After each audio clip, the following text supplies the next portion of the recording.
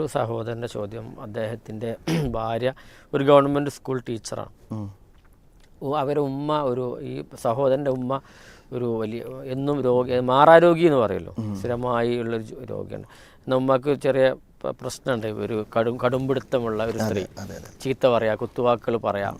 അപ്പോൾ ഈ ഉമ്മാനൊക്കെ ഉണ്ടാവുക ഈ സ്ത്രീയാണല്ലോ, ഭാര്യയാളുണ്ടാവുക. ഇയാളാണ് ഗൾഫിലാണ്, 10 വർഷമായിട്ട് 3 വർഷത്തിൽ താഴെയായിട്ട് അവർ ഒരുമിച്ച് ജീവിച്ചിട്ടുള്ളൂ.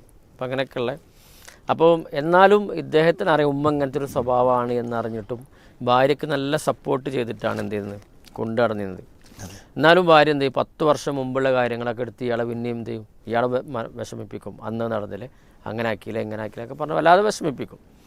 അപ്പോൾ ഇയാൾ ഇതിനൊക്കെ എന്ന് വെച്ചാൽ നന്നായി മാറാൻ വേണ്ടിയിട്ട് ക്ലാസ്സുകൾക്ക് കൊണ്ടുപോകും, പല ക്ലാസ്സിനും ഇതൊക്കെ ഉണ്ടാകും. അപ്പം മക്കൾക്കും മദ്രസ വിദ്യാഭ്യാസം അതിൻ്റെ ഒന്നും ആവശ്യമില്ല എന്നാണ് പറയാം, അതൊന്നും ആവശ്യമില്ല.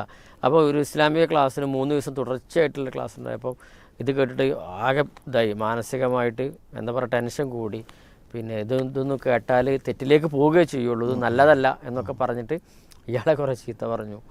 അപ്പോൾ ഇങ്ങനെയൊക്കെയുള്ളൊരു അവസ്ഥയാണ് അദ്ദേഹത്തിൻ്റെ ഭാര്യയ്ക്കുള്ളത്. എങ്ങനെയാണ് ഇതൊന്ന് പരിഹരിക്കുക എന്നുള്ളതാണ് അദ്ദേഹത്തിൻ്റെ ചോദ്യം.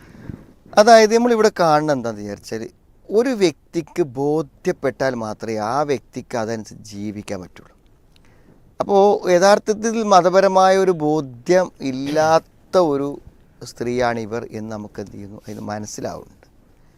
അങ്ങനത്തെ ഒരു സ്ത്രീയെ എന്ത് ചെയ്യാണ് അദ്ദേഹം ആഗ്രഹിക്കുന്നു, അദ്ദേഹത്തിൻ്റെ ബോധ്യം അനുസരിച്ച് കൊണ്ടുള്ളൊരു ഇസ്ലാമിക ജീവിതത്തിന് വേണ്ടി അദ്ദേഹം എന്ത് ചെയ്യാണ്, നിരന്തരം അവളെ പല രൂപത്തിൽ സമ്മർദ്ദം ചെലുത്തിക്കൊണ്ടിരിക്കുകയാണ്. അപ്പോൾ ഈ സമ്മർദ്ദങ്ങളെ അതിജീവിക്കുവാനുള്ള വലിയ ശ്രമമാണ് അവൾ നടത്തുന്നത്. അതിൻ്റെ ഭാഗമായിട്ടാണ് ഇയാൾ പറഞ്ഞത് കേൾക്കാത്തതും അനുസരിക്കാത്തതും ക്ലാസ്സിന് വരാത്തതും എല്ലാം അതിൻ്റെ പേരിലാണ്. അപ്പോൾ എന്താ വെച്ചാൽ ഈ ബോധ്യപ്പെടുത്താൻ കഴിയാന്നുള്ളിടത്താണ് വിജയം. അപ്പോൾ എങ്ങനെയാണ് അവരെ എന്ത് ചെയ്യണം, മാനസികമായി നമ്മൾ ഈ ഉൾക്കൊള്ളുന്ന കാര്യങ്ങൾക്കനുസരിച്ച് ജീവിച്ചാൽ ഒരു നല്ല സമാധാനവും കുടുംബജീവിതമൊക്കെ കിട്ടും എന്ന് അവരെ എങ്ങനെ ബോധ്യപ്പെടുത്തി കൊടുക്കാം എന്നതിലാണ് അടിസ്ഥാനപരമായി ഇതിൻ്റെ കാര്യം.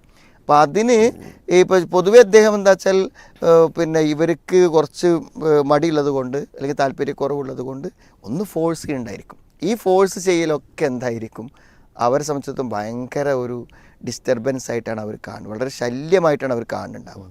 അപ്പോൾ ഒന്ന് ശൈലി മാറ്റി എന്ത് ചെയ്യാണ്, അല്പം സ്നേഹത്തോടു കൂടെ പെരുമാറി ഇതൊന്ന് ബോധ്യപ്പെടുത്തി കൊടുക്കാൻ വല്ല വഴികളും ഉണ്ടോ എന്ന് ആലോചിക്കുക.